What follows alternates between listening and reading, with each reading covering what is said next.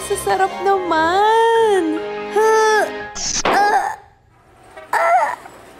Ay...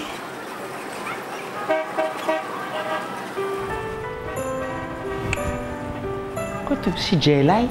Katulog at naniginip na naman yata mula sa pagtititinda. Teka nga.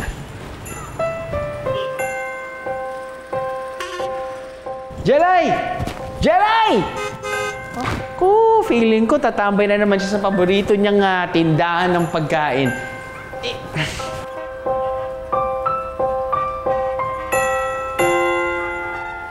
Ay, ayun na nga. Teka. Jelay! Sabi ko na nga ba, dito kita makikita eh. Kuya Drew, kayo po ba yung tumatawag sa akin kanina? Oo, ang bilis mo kasi maglakad. Tumakbo na nga eh. Teka, bakit ka nga ba lagi nandito sa shop na ito? Ano ba binibenta mo? Ito po, kakanin po.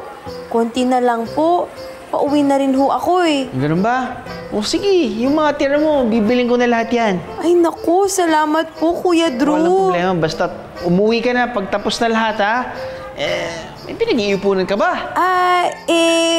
Opo. 50 pesos po lahat. Sige po, mauna na po ako. Ingat ka, Jelay ha.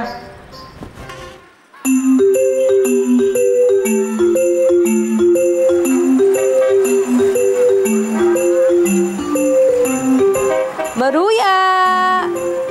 Uy, Jelay, pabili. Banana Q! Masarap ba to? Lumpia kayo dyan! Ay, paborito ko yan. Ang hindi alam ng kanyang mga suki, araw-araw, dito ang punta ni Jelay matapos magbenta ng pagkain. Hanggang dumating na rin ang pinakahihintay niyang sandali. Wow! Pwede na to sa Noche Buena!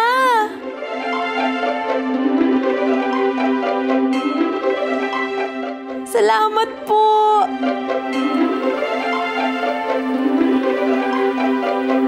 Akala ko nga bibili niya yung cake eh. Chuchay! Chuchay, nandito na ang nanay!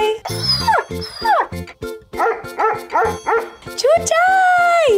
Chuchay! Para sa'yo! Para sa'yo tong laruan! Para pala sa asong si Chuchay, ang ampon ni Jelay.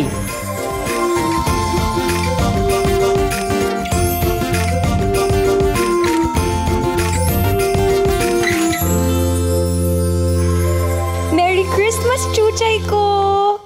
Salamat at ikaw ang natitirang pamilya ko.